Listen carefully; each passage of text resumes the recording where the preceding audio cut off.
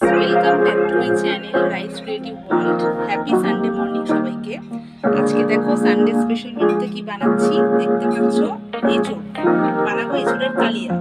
এঁচড়টাকে হলুদ দিয়ে ভাপিয়ে রেখেছি, ভাপিয়ে জলটা ফেলে দিয়েছি। আর আলু দিয়ে বানাবো, রাখা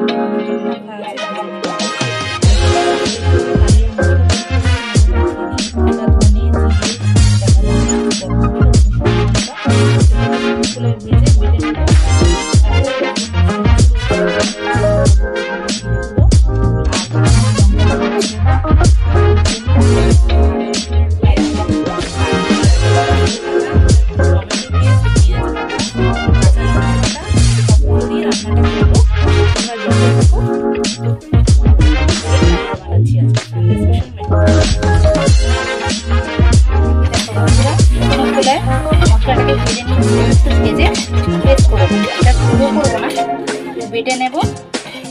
কালিয়াতে এটা দেব বাটা মশলাটা। দেখো বন্ধুরা, সেকেন্ড স্টেপে আলুগুলোকে ভেজে নিচ্ছি, নুন মাখিয়ে ভেজে তুলে নেব। আর কালিয়া রান্নার যেটা মেন দিয়ে টক দই সেটা রাখা আছে। পেঁয়াজ বাটাটা দেবো, দিয়ে মশলাগুলো দিয়ে কষাবো। টক দই দেবো, টমেটো বাটা দেবো, টমেটো একটু করে দেবো। পরপর স্টেপ বাই স্টেপ দেবো। আর এই যে বাটা মশলাটা সেটা ভেজে গুঁড়ো করে রেখেছিলাম, মশলাটা ভেজে এখানে ভেজে রেখেছি। পাশে আছে আলুটা।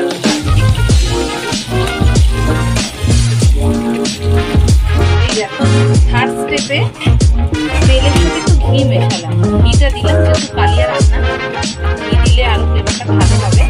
ঘিতে পেঁয়াজ বাটাটা দিয়ে দিলাম, দিয়ে ভালো করে কষাচ্ছি যতক্ষণ না কাঁচা গন্ধটা দূর হয়। একটু নুন দিয়েছি। তারপরে একে একে এই আদা রসুন বাটা, এই মশলার পেস্টটা, গুঁড়ো মশলাগুলো, টমেটো পেস্ট সব দেবো। আর দই, কাজু বাটাটা শেষের দিকে দেবো, দিয়ে এঁচড়টা দিয়ে কষাতে থাকবো। আগে পেঁয়াজকে ভালো করে বাটাটাকে কষিয়ে নিচ্ছি।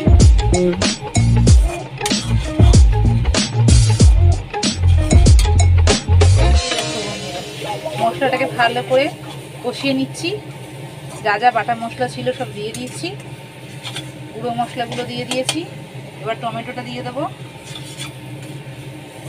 এটা কোনো জল পড়বে না, টক দইতে রান্নাটা হবে। জল দিলেই টেস্টটা একদম অন্যরকম হয়ে যাবে। এই টমেটোটা আমি দিয়ে দিলাম।